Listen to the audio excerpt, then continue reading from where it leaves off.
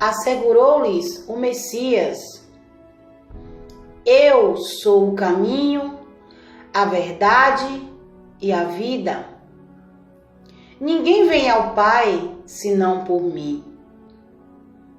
Tudo o que o Pai me dá virá a mim, e o que vem a mim de maneira nenhuma o lançarei fora. Porque eu desci do céu, não para fazer a minha vontade, mas a vontade daquele que me enviou.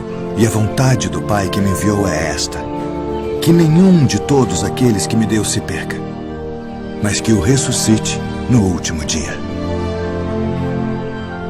Porquanto a vontade daquele que me enviou é esta: que todo aquele que vê o Filho e crê nele tenha a vida eterna.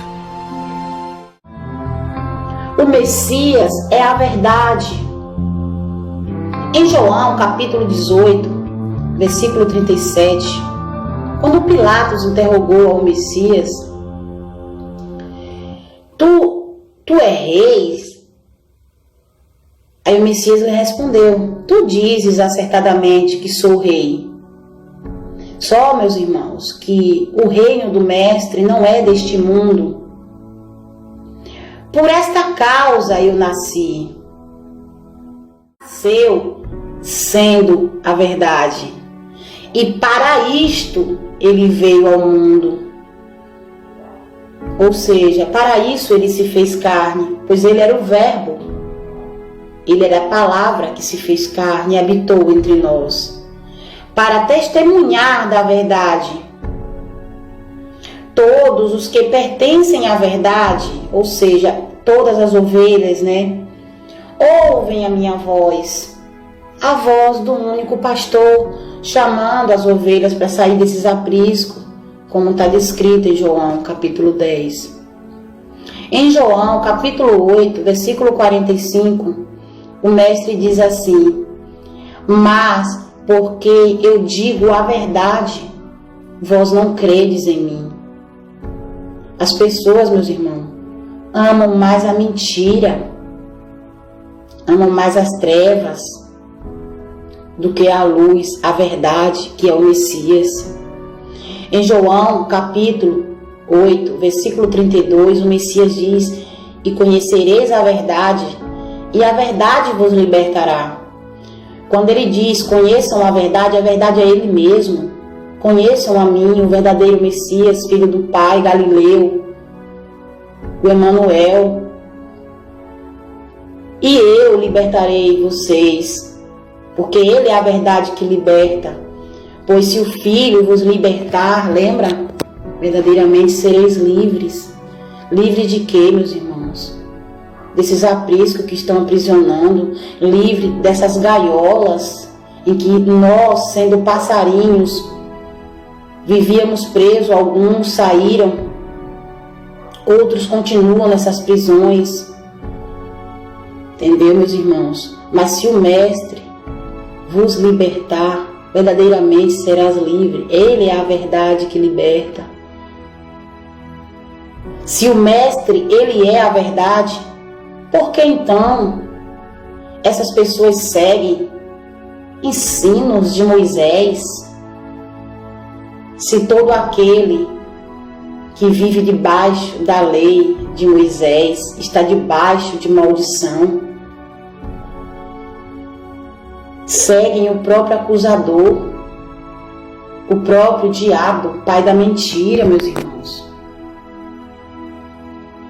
Em João, capítulo 6, do 32 ao 33, respondeu-lhe então o Messias: em verdade vos asseguro, não foi Moisés o acusador, meus irmãos, que vos deu o pão do céu. Porque o Moisés, ele mentiu, ele não deu o pão do céu, como ele disse para as pessoas que ele estava dando o pão do céu, o ensino do céu, o ensino vindo do Pai. Que Moisés disse que falava com o nosso Pai e via o nosso Pai face a face. Mas não, Moisés via a Deus, e Deus de Israel, o diabo, Satanás. O nosso Pai nunca foi visto e nem ouvido por homem algum. Na verdade vos digo, Moisés não vos deu o pão do céu. Mas meu Pai vos dá o verdadeiro pão do céu. Eu sou o pão da vida. Aquele que vem a mim não terá fome, e quem crê em mim nunca terá sede. O Messias, ele é a vida. Em João, capítulo 11, do 25 ao 26, diz assim: Esclareceu-lhe Messias: eu sou a ressurreição e a vida. Aquele que crê em mim, mesmo que morra, viverá. E todo o que vive e crê em mim não morrerá eternamente. Tu crês nisso? Nessa passagem, o mestre, ele fala para Marta, a irmã de Lázaro, que estava morto dentro do sepulcro. Aquele sepulcro, meus irmãos, representava uma sinagoga, onde as pessoas estão mortas espiritualmente. Aí o mestre diz: aquele que crê em mim, mesmo que morra, viverá. As pessoas, meus irmãos, que crêem verdadeiramente no mestre, mesmo que esteja morto, seja no campo, seja dentro desse sepulcro, que são as religiões, mesmo que morra espiritualmente, viverá, porque ouvirá a voz do pastor. E todo o que vive e crê em mim não morrerá eternamente. Aqui o mestre, ele se refere às pessoas que estão vivas e crê nele. Não morrerá eternamente, não terá uma morte física eterna, entendeu? Porque ele ressuscitará para a vida eterna. E se ele é a vida, o que é que vocês, religiosos, estão fazendo dentro dos sepulcros, dentro dos apriscos, dentro das gaiolas? Será que vocês nunca compreenderam a passagem da ressurreição de Lázaro, descrita em João 11? O mestre, ele chama Lázaro para fora de onde? Não é para fora desses templos religiosos? Até quando vocês permanecerão assim, mortos espiritualmente, dormindo no campo, sem vida? Porque quem não está no verdadeiro Messias, que é o mestre Galileu, não tem vida. Até quando vocês ficarão enterrados, engavetados dentro dos sepulcros? A pedra, meus irmãos, do sepulcro já foi retirada. O véu foi rasgado. O oculto foi revelado.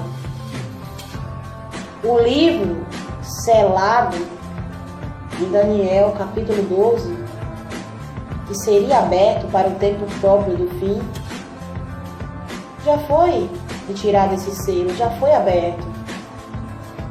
Mas por que vocês insistem em não ouvir a voz do pastor chamando vocês para sair? Em Efésios capítulo 5, versículo 14 diz: por isso é que foi dito: desperta, ó tu que dormes, levanta-te dentre os mortos, e o Messias resplandecerá sobre a tua pessoa. Vocês estão mortos, meus irmãos, estão dormindo.